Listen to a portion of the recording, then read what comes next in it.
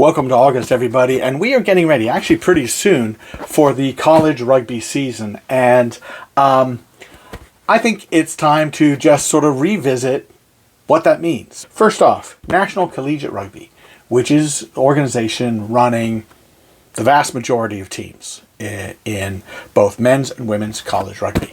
They are an organization that doesn't pay dues to USA Rugby. They're not a member of USA Rugby, but a bunch of their teams are, because those teams want to be able to play USA Rugby teams, so they double dip on dues, and those people do that. But NCR, they run now 4 competitions for men, 4 competitions for women in the fall. It's all 15s in the fall for them. Give credit to NCR for what they've done, and Brad Dufek, who runs who's the commissioner of men's rugby, actually, has done a really good job there. They're a little bit more strict on it on the men's side, but making sure that you define what's Division 3, what's Division 2, what's Division 1, AA, what's Division 1. And if you are a school-supported team, they moved you out of Division 2 and they put you in higher divisions. Division 1 AA are teams like, oh, here we go, Bowling Green right there. Let's see, is that it? Yeah, right above them. University of Kentucky, okay? These are major powers in Division 1 AA. On the men's side, these are generally club teams at large universities.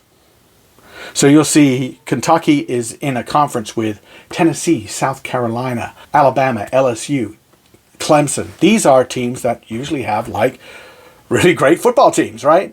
But they have club rugby teams. That doesn't mean they're bad. They play some excellent rugby. There are very high level players there and very high level coaches as well. However, they don't have a lot of school support. They might have a little bit of negotiation in terms of getting a field available. Bowling Green has a really nice field that they use, something like that. But they are not school supported. If their coaches are paid through alumni, not through the university. So that's a huge difference. So when you hear D1 AA, that's what it is. It may be that it's a big name school. You say, oh, he plays rugby at Kentucky. Yes, he does. That's fantastic. Great program. They've won the championship last 2 years, but they're not school supported. It's not like they're a member of the athletic department in the way that you would expect the football team to be. This video is brought to you by Next Phase Rugby, which is an app that allows high school rugby players to connect with college rugby programs around the country. Those programs can be school supported, club, all kinds of different ones. 450 are already on the app, and thousands of collegiate hopefuls are also on the app. Download the app if you're a college, or if you are a high school player looking for a college, go to nextphaserugby.com. There's a discount code for the premium level for high school players at the bottom of the screen, and good luck with your college search. It's also brought to you by USA Rugby Foundation, which is an organization that supports grassroots rugby around the country, and your donation can help build this great game of ours. I get these emails from parents a lot when they say during the fall, you've got these teams ranked for D1 AA. You've got Bowling Green ranked 7. You have Louisville ranked 9. But you don't have the University of San Diego. You could be talking about, say, American River or San Jose State. How come you're not ranking them? Well, they're not playing in the fall, so there's no point in ranking them because they're just going to sit there with no record, so I don't move around. Then in the spring, it goes around the other way, and they say, how come you have Florida State ranked so high, and then where's Kentucky? Well, Kentucky's not ranked in the spring because they're not playing 15s in the spring. So that's the explanation for why that's really split off. And then you go to Division 1 in NCR. And Division 1 in NCR is teams that are very well funded or school supported. Or they are relatively well funded at a big school, and they just like being up at that level. So defending champions Brown would be a Division 1 team. That's NCR's defending champs, Brown. Heavily alumni supported, school supported as well. They've got tags, things like that. If I move my camera down right under there, sorry I didn't have you guys there, Walsh,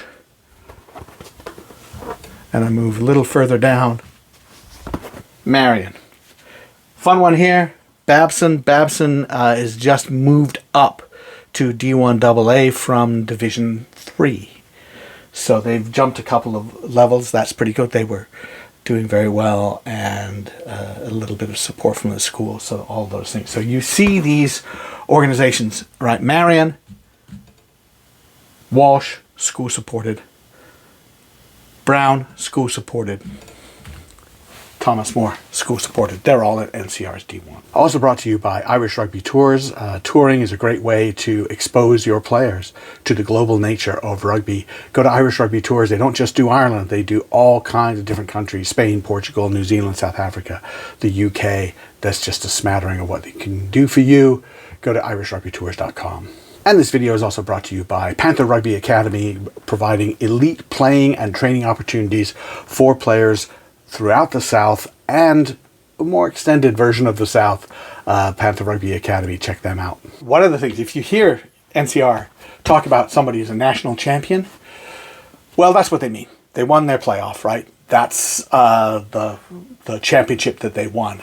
Are they national champion? Well, this is sort of a debate. I tend to avoid that term because it's been so loaded, and it's losing its meaning to me. I will say this, that on the women's side, it's difficult to say that team's the best in the country when you don't see them play even like 2 connections to another team.